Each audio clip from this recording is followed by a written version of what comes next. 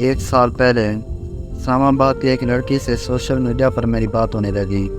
وہ بہت زیادہ تنہا اور دکھی تھی کیونکہ وہ جس سے محبت کرتی تھی وہ اسے دھوکہ دے کر کسی اور کا ہو چکا تھا۔ شاید اس وقت اسے کسی کے سہارے کی ضرورت تھی، اس لیے وہ مجھ سے اپنا دکھ شیئر کرنے لگی۔ وہ روز مجھے کال کرتی اور ہم گھنٹوں تک باتیں کرتے رہتے تھے۔ میں کوشش کرتا تھا کہ وہ میری باتوں سے خوش رہے اور ایسا ہی ہوا۔ وہ میرے ساتھ بہت خوش رہنے لگی۔ وقت گزرتا گیا اور اسے میری عادت ہو گئی اور مجھے بھی اس سے محبت ہو گئی۔ پھر ہم نے ایک دوسرے سے ملنے کا فیصلہ کیا۔ وہ مجھ سے ملنے کے لیے اسلام آباد سے لاہور آ گئی۔ لاہور میں ہم نے ایک ساتھ بہت اچھا وقت گزارا اور پھر 2 دن بعد وہ واپس اسلام آباد چلی گئی۔ اس کے واپس چلے جانے کے بعد ہمارے درمیان لڑائیاں شروع ہو گئیں اور ان لڑائیوں کا باعث اس کا گزرا ہوا کل تھا، کیونکہ اسے لگنے لگا تھا کہ میں بھی اس شخص جیسا بن گیا جس نے اسے دھوکہ دیا تھا۔ میں نے اسے بہت سمجھانے کی کوشش کی کہ ہر انسان ایک جیسا نہیں ہوتا، لیکن وہ میری باتوں کو قبول کرنے کو تیار ہی نہیں تھی۔ وہ مجھے ہر بات پر طعنہ دینے لگی کہ تم بھی اس جیسے ہو۔ مجھے اس کی باتوں سے بہت زیادہ تکلیف ہوتی تھی، لیکن میں برداشت کر جاتا تھا کیونکہ مجھے اس سے بے پناہ محبت تھی۔ ہمارے دن بدن تعلقات خراب ہوتے جا رہے تھے۔ میری مصروفیات ہونے پر وہ مجھ سے لڑائی کرتی۔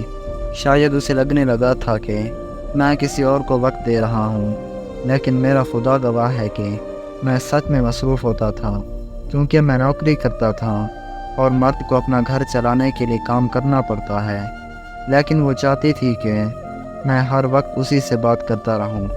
ایک دن میرا ویزا آ گیا اور میں بیرون ملک جانے کی تیاری کرنے لگا۔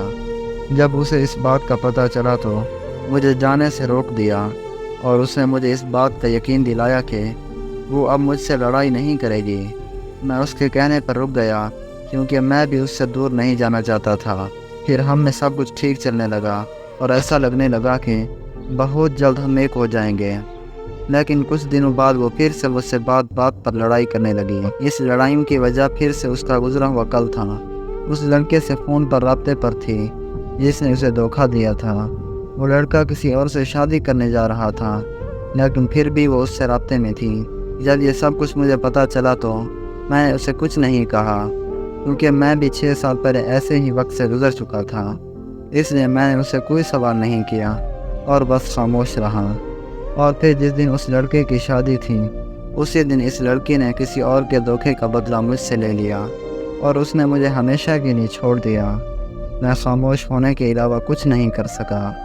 اب وہ کسی اور کے اور میں اس کے ہجر میں زندگی کاٹ رہا ہوں۔